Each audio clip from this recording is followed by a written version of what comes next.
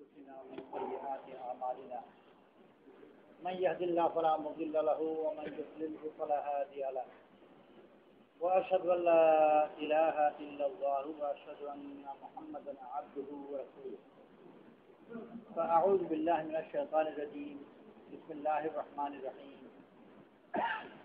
إن الذين آمنوا وعملوا الصالحات سيجعل لهم الرحمن ودا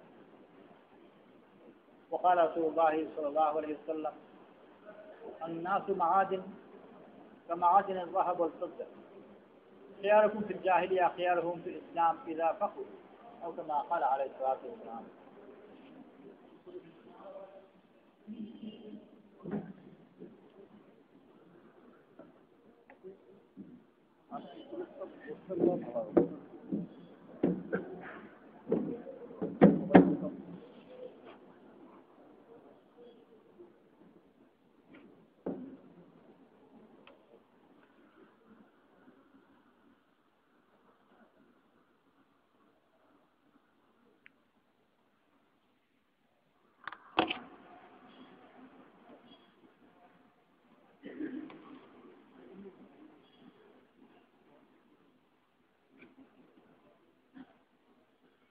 আল্লাহ তাআলা মানুষের মধ্যে বলেছেন খলিকাল ইনসানু দাঈফা, মানুষকে দুর্বল সৃষ্টি করা হয়েছে।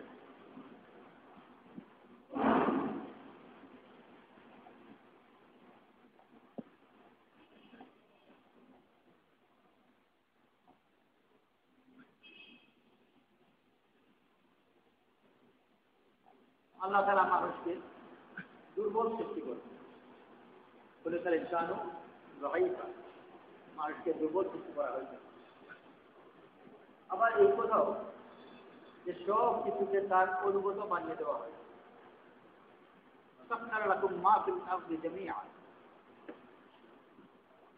দুনিয়াতে যা কিছু আছে সব কিছু তোমার অনুগত বানিয়ে দেওয়া, তোমার অধীনস্থ। আপাত দৃষ্টিতে এই দুই কথা তো পরস্পর বিরোধী করা। যে দুর্বল সে না অন্যের অধীনে থাকে, সে সবল তার অধীনে অন্যরা হবে।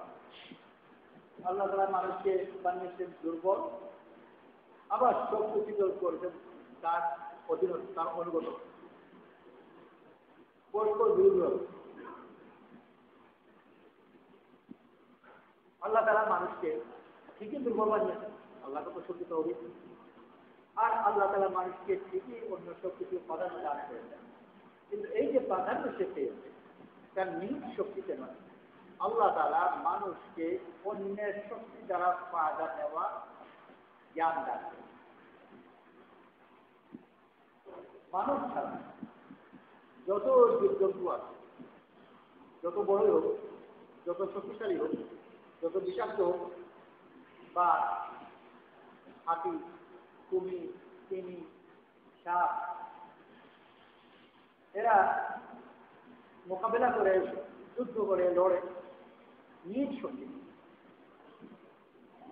বাঘের তার নিজের খাবার শক্তি, হাতি তার নিজের শক্তি, কুমির তার নিজের শক্তি, বা সাপের তার নিজের শক্তি।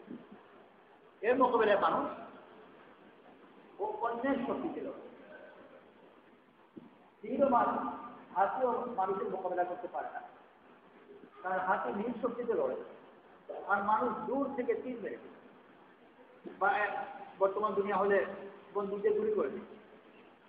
বন্দুকের শক্তি, তীরের শক্তি, বন্দুকের শক্তি, বিভিন্ন ধরনের অন্যান্য শক্তিগুলোকে সে ব্যবহার করতে পারে। আর নিজ শক্তিতে যত শক্তিশালী হোক না কেন, খুব বেশি শক্তিশালী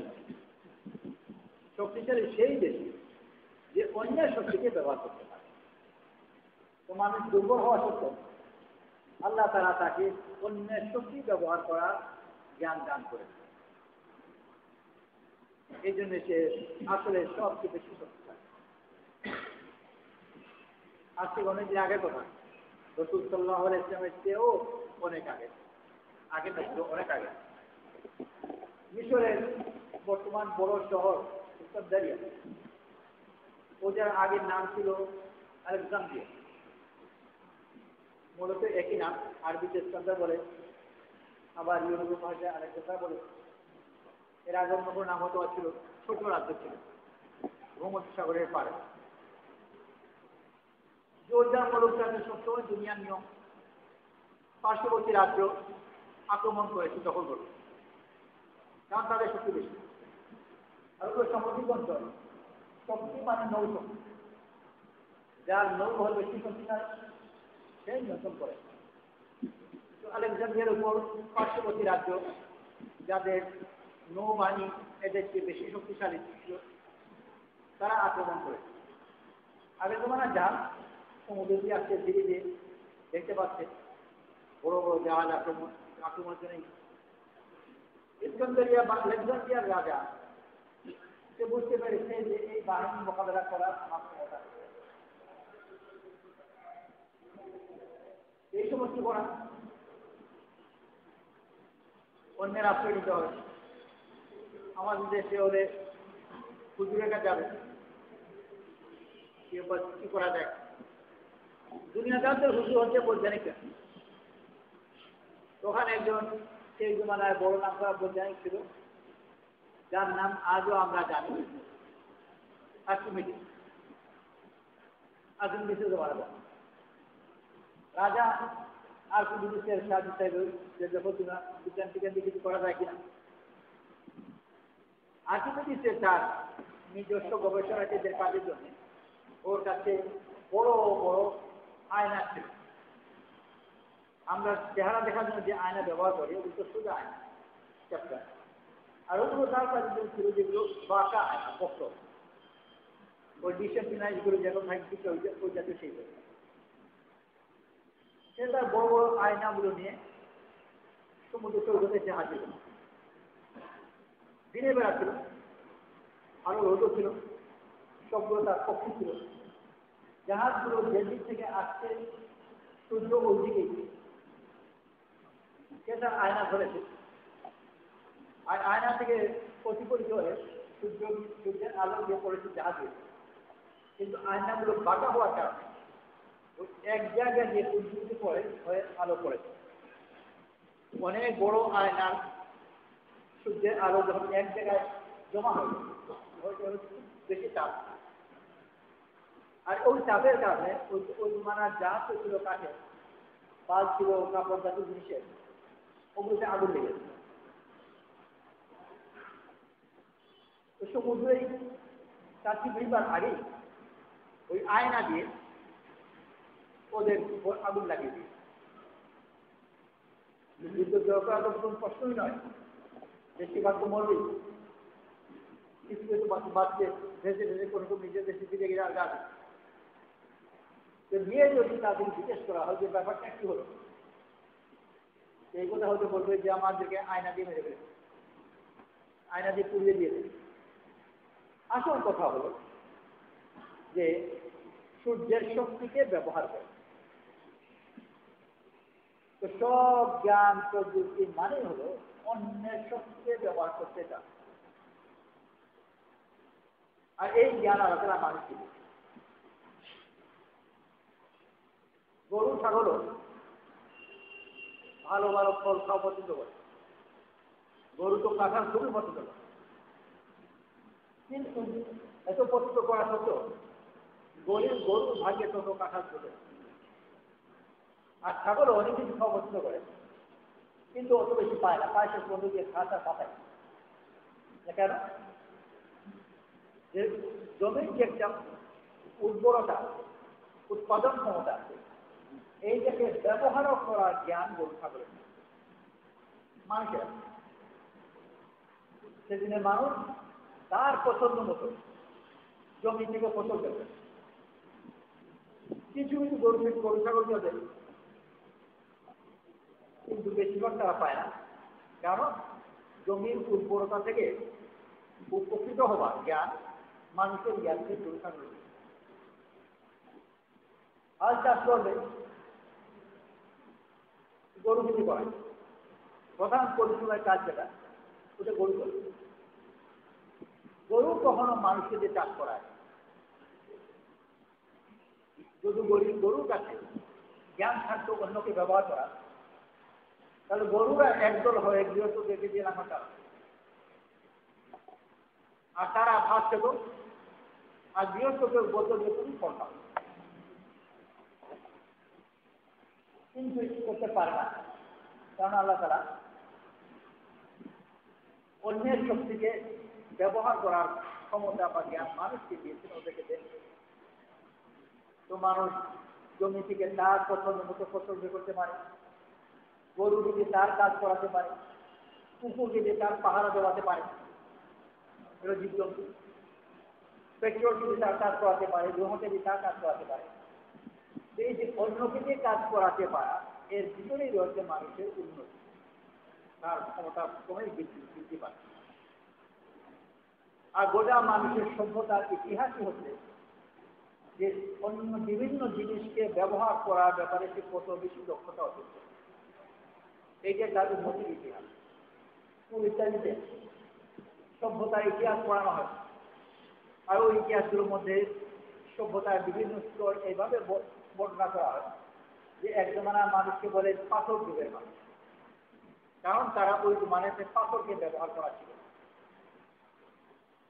আর এই সামান্য জিনিস, এই পাথর ব্যবহার করতে পারার কারণে সে হয়তো বাঘের উপর, হাতির উপর তার ক্ষমতা প্রস্তুত করতে পেরেছে। কারণ বাঘ যত শক্তিশালী হোক না কেন, ও কিন্তু ভিড় মারা যায় না, নিজের হাত দিয়ে এসে থামাওয়া।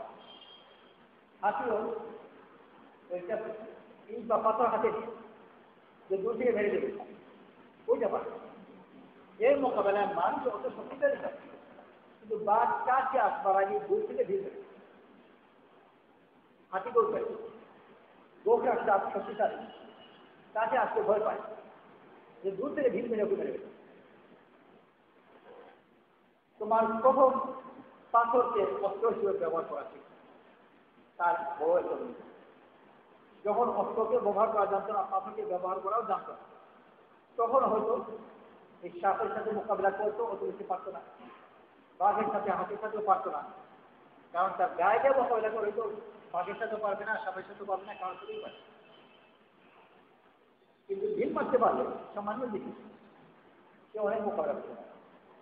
পরবর্তীতে এর যে আরো উন্নত মানের অস্ত্র বের, তামা দিয়ে, তামার ব্যবহার, যে সেই জমানা মানুষকে বলা হয় বা সভ্যতার স্তরকে বলা হয় তামার যুগের মানুষ,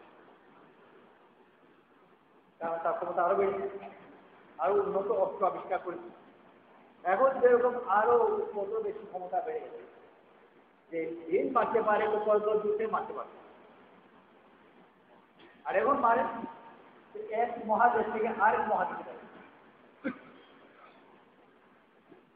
যে যত দূর থেকে মারতে পারে আর যত বেশি দক্ষতার সাথে মারতে পারে, সে তত বেশি শক্তিশালী। যে এক মহাদেশ থেকে আরেক মহাদেশে মুসলিম শিক্ষা করছে, তার গায়েও তো খুব বেশি শক্তি নেই।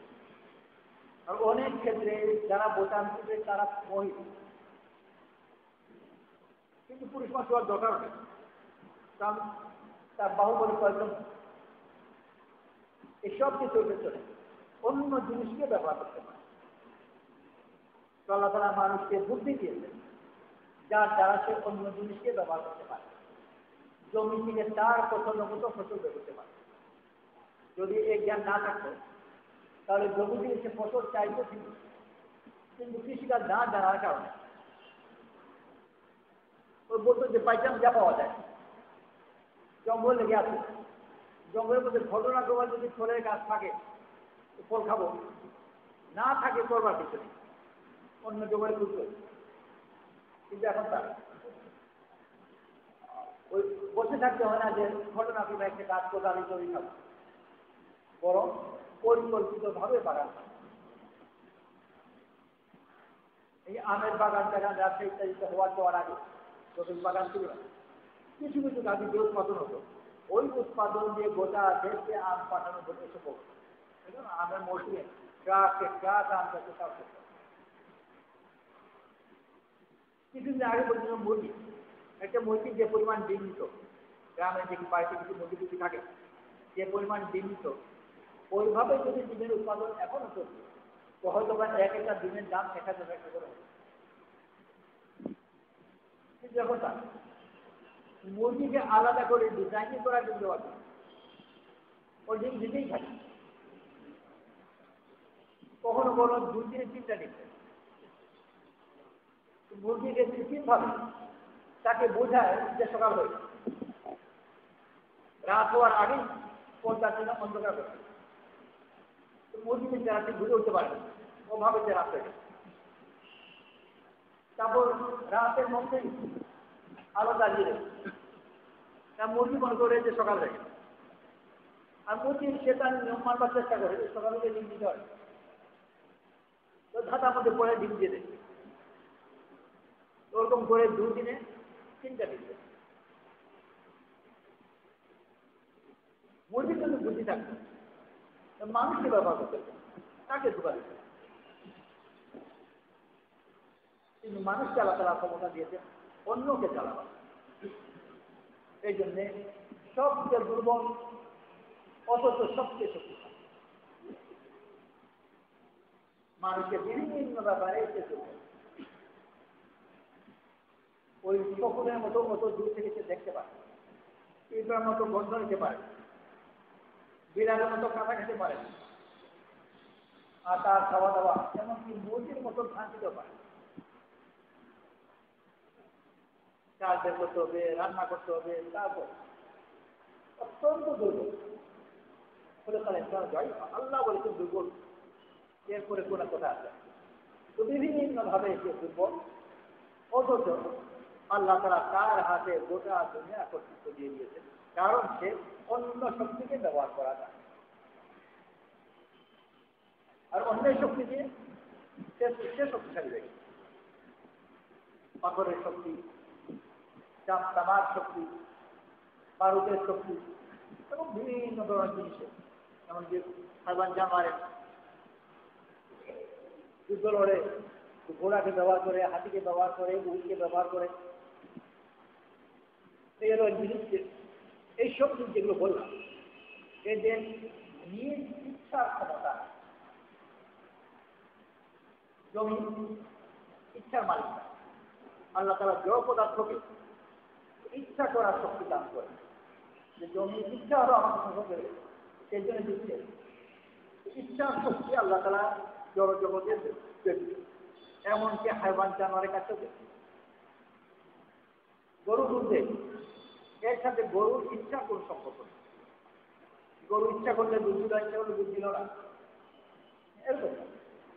যদি খুব অল্প পরিমাণে ইচ্ছা কিছুটা ক্ষমতা হয়তো বা আছে, যে কখনো কখনো খুব দুধ গরু থাকে, একটু দুধ চারা লাফালাফি করে, কিন্তু এরপরেও মোটামুটি ভাবে বলা যাবে যে তার ইচ্ছা বেশি করে। ঘোড়া অনেক সময় কিছু নিতে চায় ওর ইচ্ছা, কিন্তু ইচ্ছা না করে সে চলতে পারে না। ঘোড়া যারা চড়ে ঘোড়াকে শিখায় কেমন করে কাবু করতে। তো ঘোড়া পছন্দ করুক আর না করুক, শেষ পর্যন্ত সে বাধ্য হয়েই জঙ্গল থেকে হাতিকে ধরে আনে। এত শক্তিশালী বড় হাতি, জঙ্গল থেকে আসা হাতি ওই মানুষের কথা বোধ করতে যায়, তার আংশিক ইচ্ছা, একেবারে ওই পাথরের মতো নয়, যে কোনো ইচ্ছা নেই, পেটের মতো নয়, অল্প স্বল্প ইচ্ছা আছে।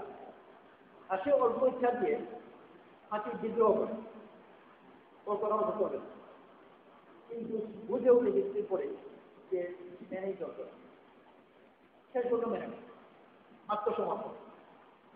এইসব মিলিয়ে শেষ পর্যন্ত বলা যেতে পারে যে মানুষের বাইরে যে জগৎ আছে, জড় পদার্থ অথবা জীব জগৎ, এরা শেষ পর্যন্ত গিয়ে কোনো ইচ্ছার মালিক হয়। মানুষের ইচ্ছা মতো তাকে চলতে হয়েছে পারে।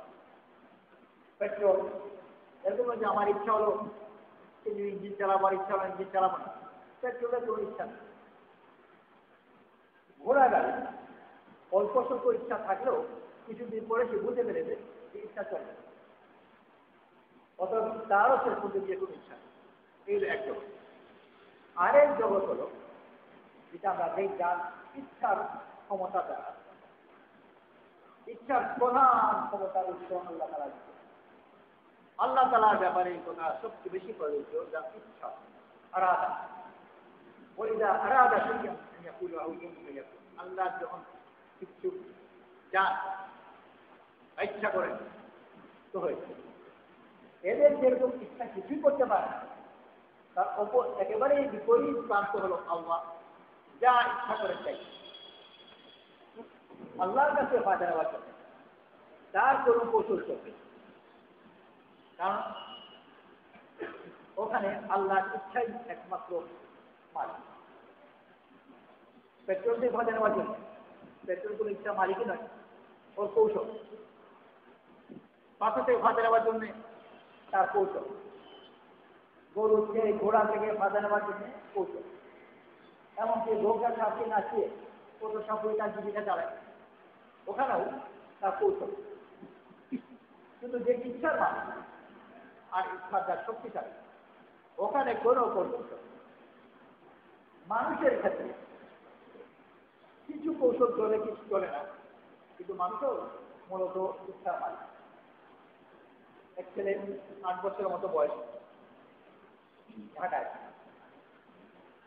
তো সন্ধ্যাবেলা মাগরিবের পরে অন্যান্যরা বসে টেলিভিশন দেখছেন, সেও টেলিভিশন দেখছে। ওরা পড়ার সময় ওর মা বলে পড়তে যাও, নড়লই না, আটা দেখতে কিছু বলেছে, খেয়ালই বের করে। আবার বললেন নড়েও না, টাটাও না, আর খেয়ালেও দিতে করে না। আর মার রাগ ধীরে ধীরে বাড়ছে, আর ক্রমেই তার কণ্ঠস্বর শক্ত হচ্ছে, আমাকে পড়তে যাওয়া। সে একেবারে নিয়ে দিবা ওইটি তাকাই রেগে ওঠে। মা তাকে বেশ মাল দেন, কথা বলে, নড়েও না, কাঁদেও না, একেবারে বেশি হয়েছে। মা তো খুব বেশি রেগে গেছে, মারবার চেষ্টা করছে। ছোট ছেলে খুব রেগে গেছে, ও একেবারে শান্ত ভাবে বললো, ওই মাঠে থাকো, আমি যাবো না। ওই ছোট ছেলে ও যদি ইচ্ছা না করে ওখানে ছড়াতে পারে। কোনো ছেলে যদি বলে যে আমি পরীক্ষা দেবো না বা পড়বো না, তো মা বাপ দাদা দাদি নানা নানি কেউ মিলে তাকে পড়বে, কিছু পারে কিছু পারে। কিন্তু এরপরও মূলত মানুষ ইচ্ছার পারে। আল্লাহ তাআলা মানুষের বাইরে যা কিছুর ক্ষমতার জন্য মানুষকে দিয়েছেন বুদ্ধি আর কৌশল। কৌশলের সম্পর্ক বুদ্ধির সাথে। আল্লাহর পদ্ধতি থেকে ফায়দা নেওয়ার জন্য বুদ্ধিও চলবে না, কৌশলও চলবে। ওখানে আল্লাহ ইচ্ছা, আল্লাহ কাজের ইচ্ছা করে যাকে ভালোবাসে। মানুষও তাই, মানুষ যাকে ভালোবাসে তাকে। তো মানুষকে আল্লাহ তাআলা মূলত আল্লাহকে আর তারপর মানুষকে আল্লাহ তাআলা ভালোবাসার এবং ইচ্ছার ক্ষমতা। আল্লাহ তাআলা ইচ্ছাও করেন আর আল্লাহ তাআলা ভালোবাসেন। আম্বিয়া আলাইহিস সালামকে পাঠিয়েছেন পুরা দুনিয়ার মানুষকে আল্লাহর ভালোবাসা দিয়ে দাও। বলে ইন কুনতুম তুহিব্বুনাল্লাহ ফাত্তাবিউনি ইউহিব্বুকুমুল্লাহ। যদি তোমরা আল্লাহকে ভালোবাসো, আমার অনুসরণ করো, আল্লাহ তোমাকে ভালোবাসে। নবীরা এসেছেন মানুষকে আল্লাহর ভালোবাসা করতে হবে।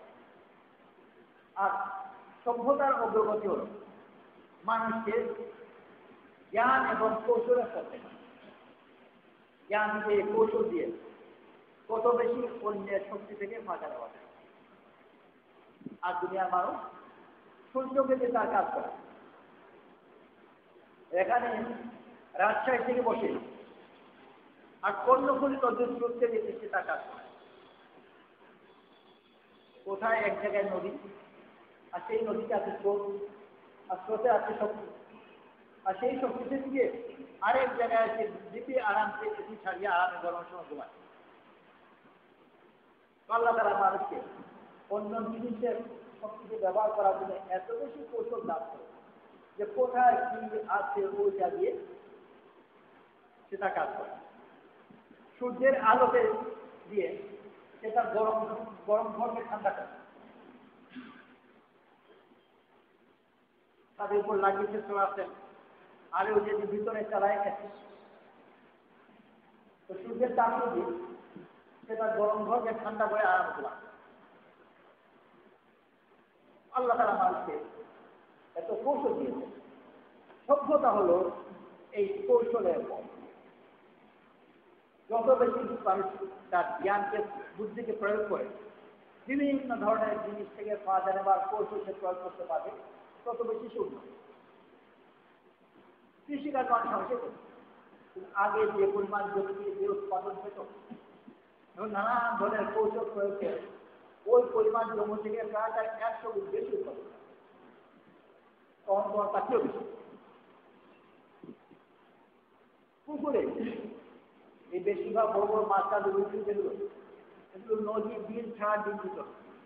পুকুরে রাখলে ওদের নিয়ম ডিম দেবে, পুকুরে রেখে গিয়ে তাদেরকে ডিম দেওয়া, আর ওই ডিম দিতে পারবে।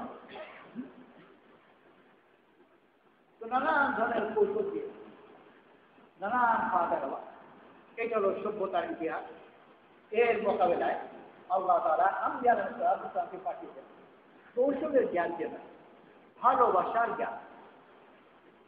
ভালোবাসার জ্ঞান আর কৌশলের জ্ঞান সম্পূর্ণ ভিন্ন।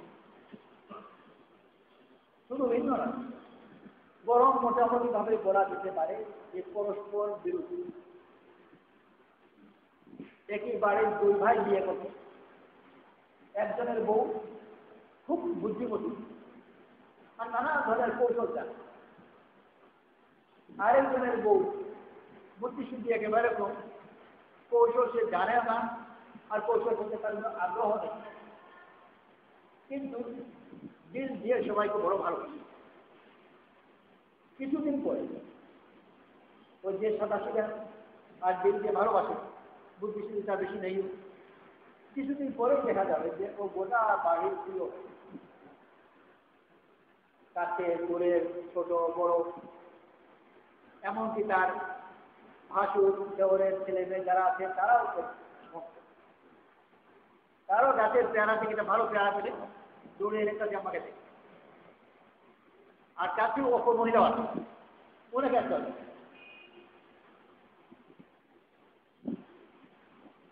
কেউ তাকে ভালোবাসে, আড়ালে গিয়ে ওর কৌশল সম্বন্ধে কথা বলে, কিন্তু একটা গুণ হিসেবে বলে বড় কৌশল, এটা তো দোষ, সব জায়গায় চাল মারে।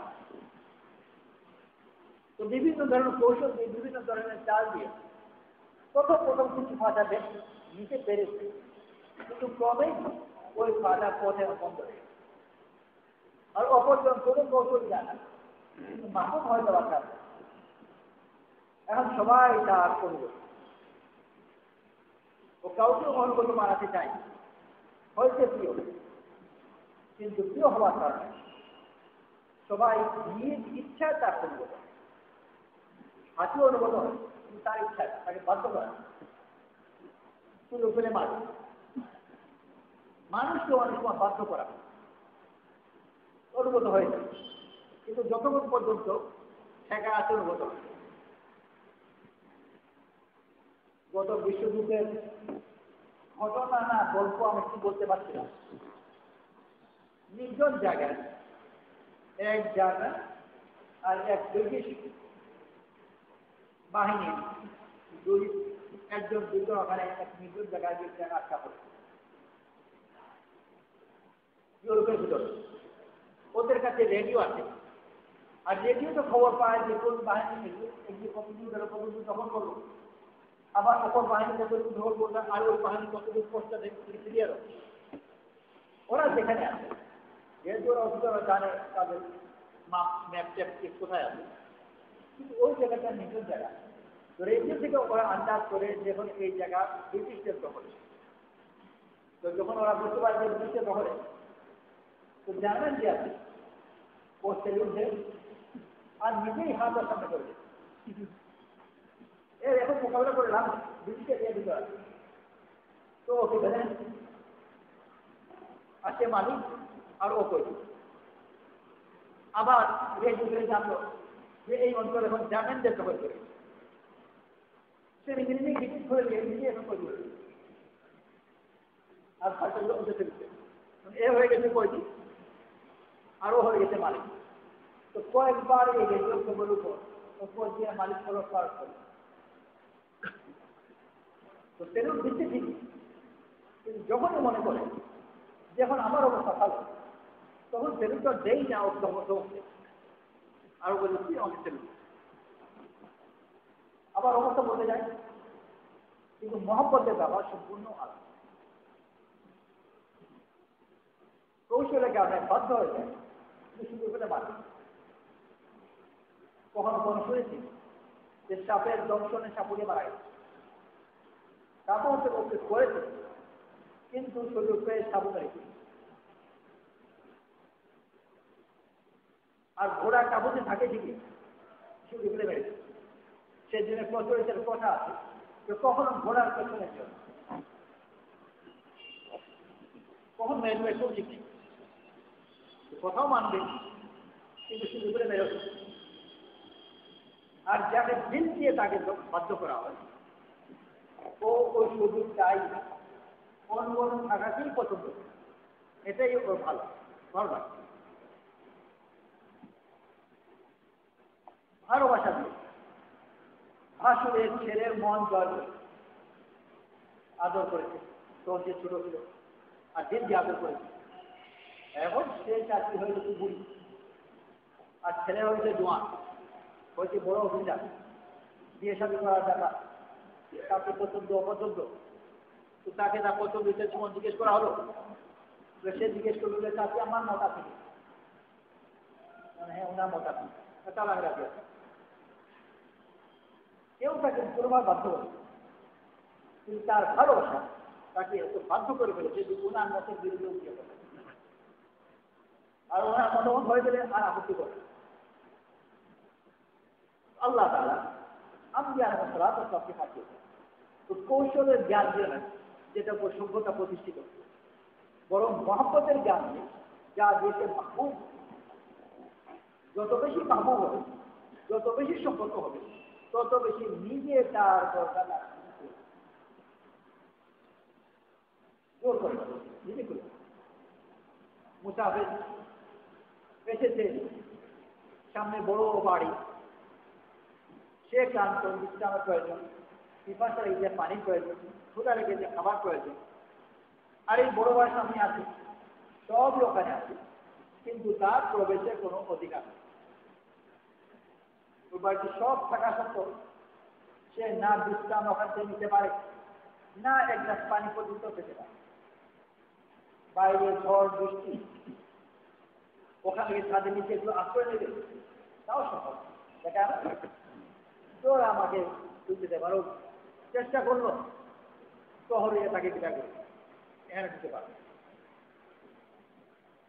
ক্রমেই কোনোভাবে ওই বাড়ির ছেলের সাথে কিছুটা পরিচয় হলো কিছু পরিচয় যখন হলো তো বৃষ্টি এসে ছেড়ে রেখে দিল যেখানে আমাদের সামনে চলে আসে হালকা পরিচয় এই অল্পটুকু পরিচয় এইটুকু উপকার হয়েছে যে ঝড়ের সময় ওখানে আসতে পারে পরিচয় আর একটু বাড়লো বলছিল না একটু বাড়লো তো প্রথম আশ্রয় দিয়েছিল ও প্রহরীদের থাকবার যে জায়গা ওখানে এখন মূল ঘরে আশ্রয় কিন্তু বাড়াতে আরো পরিচয় হল ঘরের ভিতরে আবার বলছি যে 8টার সময় একলা চা খাওয়া ধীরে ধীরে যত পরিচয় বাড়বে তত বেশি এই বাড়ির সব দরজা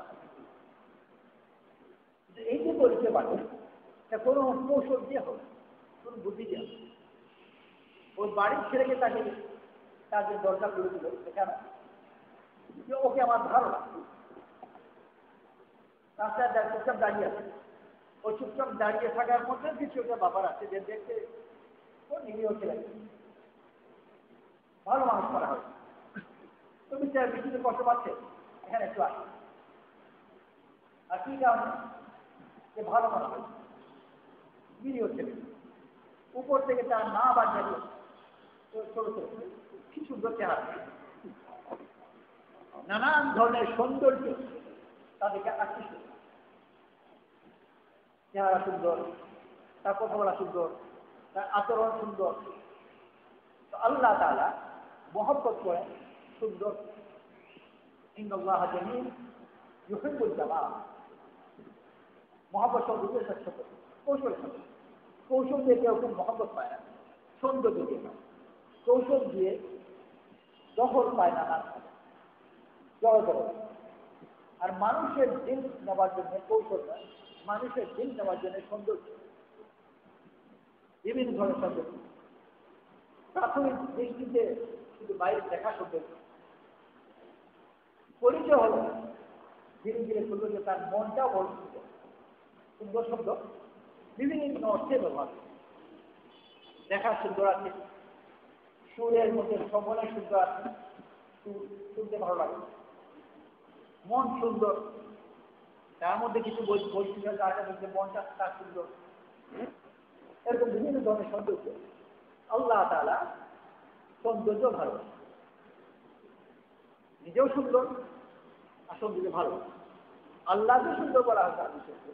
ওই সুন্দর নিশ্চয়ই ওই রঙের সুন্দর নয়, আকৃতি সুন্দর নয়। আল্লাহ তো ওই রং আকৃতি ইত্যাদি কিন্তু সুন্দর শব্দ তবুও করি। আল্লাহ সুন্দর আর নিজে সুন্দর ভালো। মানুষের মধ্যে ওই সৌন্দর্য যত বেশি আসবে তত বেশি সে প্রিয় হবে আল্লাহর কাছে, মাখলুকের কাছে।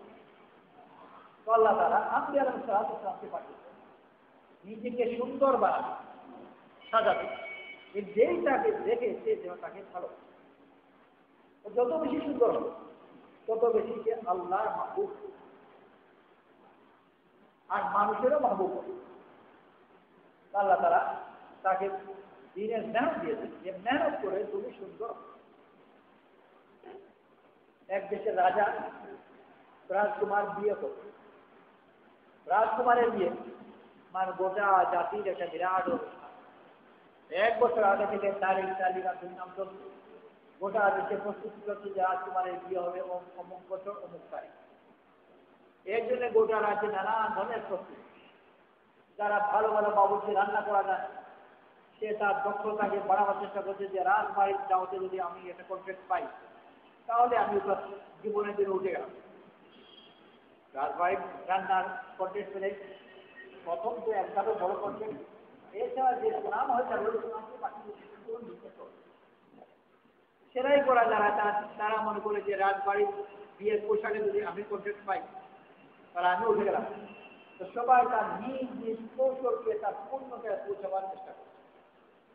যারা হাতে মেহেন্দি লাগাতে জানে বই মেহেন্দি সাজাবে, যারা মেহেন্দি বাড়তে জানে, যারা চুল সাজাতে জানে, যারা চেহারা মেকআপ করতে জানে, তো সব মেয়েরা নানান ধরনের কৌশলকে তার পূর্ণতা নিয়ে যাওয়ার জন্য খুব চেষ্টা।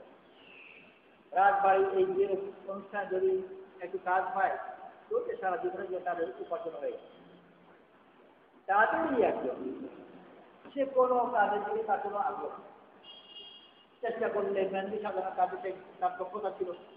তো সবাই বললো যে তুই ওইটা কর, বলা যায় না একটা কন্ট্যাক্ট পেয়ে গেলে তো কাজ হয়ে যাবে।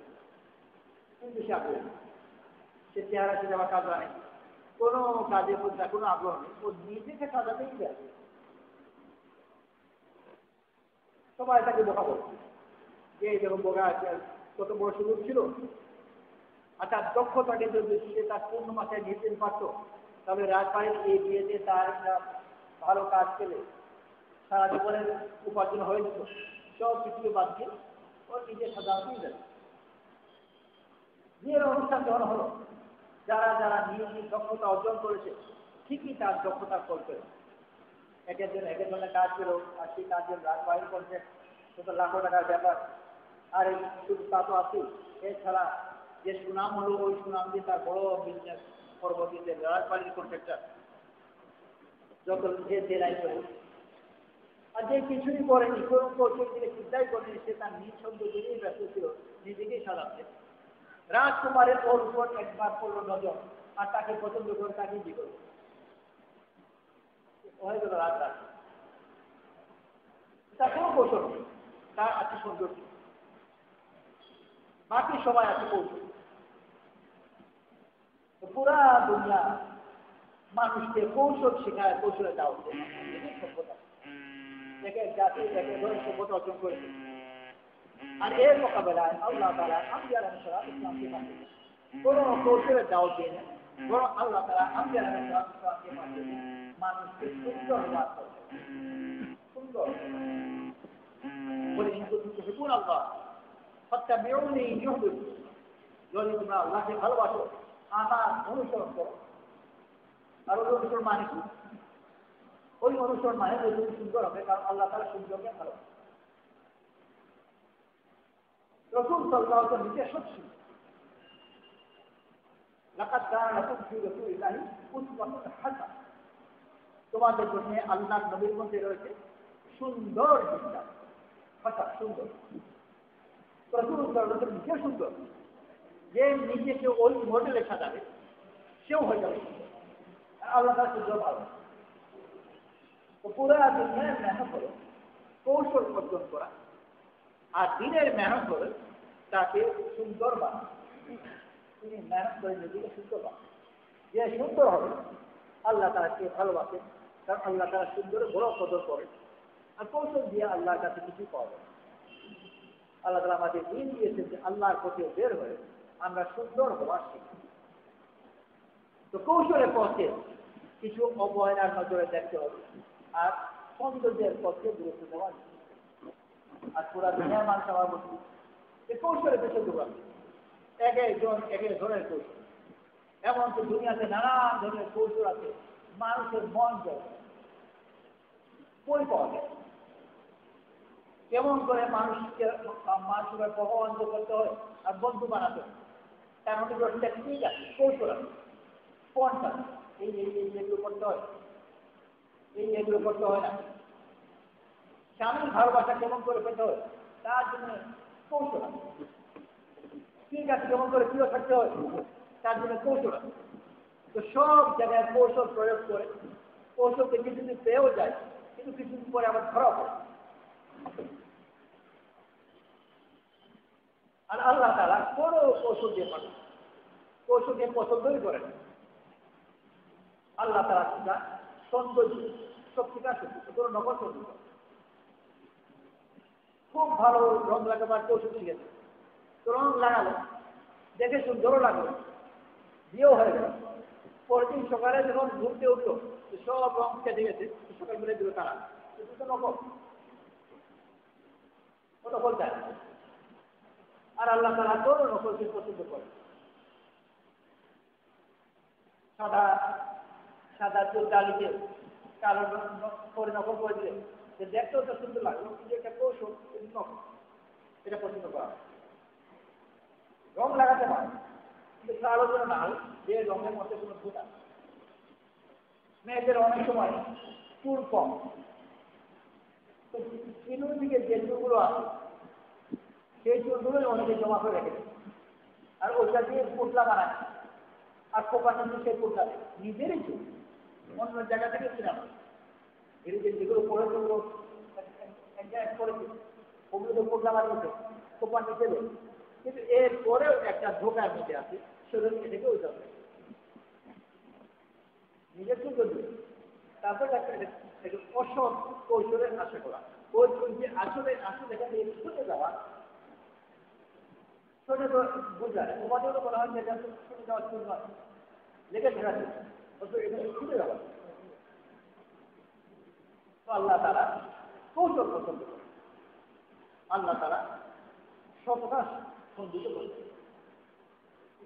আর যদি কেউ শিক্ষা জগতে পারে তার মনের সৌন্দর্য তার কৌশলের কোনো কথা, মন্দির খোপা বড় করা তো বড় দূরের কথা, মাথায় যদি টাকও পড়ে যায়, কিন্তু যে তার স্বামীর মনকে জয় করেছে ওর টাক পড়ে যাওয়ার কারণে কেউ তাকে তাড়াচ্ছে। আর যাদেরকে তালাক দেয় তাদের মাথায় চুল ঠিকই আছে, ও চুল সহই তালাক দেয় সমস্যা অনুকূল জায়গায়, রোগের জন্য দেয় না, টাকের জন্য দেয়। ভিতর যদি সৌন্দর্য থাকে ওগুলো কোনো সমস্যা নেই, আর ভিতরে যদি না থাকে তাহলে কোনো নকলে কোনো কৌশলে হবে। কারণ মানুষ হচ্ছে আল্লাহর মতো কিছুটা সে ইচ্ছার পায়, সে ভালোবাসে। আর জড় জগৎ কৌশল, করে কৌশল, গরু ছাগল করে কৌশল, কিন্তু মানুষ তৈরি ইচ্ছা। এই জন্য আর মানুষ ইচ্ছা পেতে হলে তার ভালোবাসা পেতে হবে, ভালোবাসা পেতে হলে সুন্দর হবে। তো সবচেয়ে দুর্বল সদস্য পরিবারের ওই ছোট্ট শিশু, সে সবচেয়ে দুর্বল, আর সে আবার সবচেয়ে শক্তিশালী। গোটা পরিবার তার, ওর সব আদেশ পালন করা, আর ওর আদেশ এবং মা কখন কোন আদেশ দেবে, কোন শৃঙ্খলা নেই। কিন্তু ওর উচ্ছৃঙ্খল আদেশকেও সবাই গোটা পরিবারের এমন কোনো ব্যক্তি নেই ওই ছোট শিশু ছাড়া যার এই এলোমেলো কথাগুলো মা জেরাতে তার ইচ্ছা হয়েছে গোটা বাড়ির সব লাইট জ্বালাবে।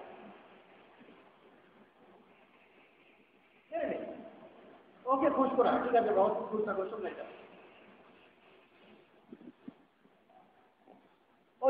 ইচ্ছা, কিন্তু সে প্রিয়, আর প্রিয় হওয়ার কারণে গোটা বাড়ি তার পাতা। আল্লাহ তাআলা মানুষকে ওই সৌন্দর্যের পথ দেখাবার জন্য, যে তুমি এত সুন্দর যেন আল্লাহ তোমাকে ভালোবাসে।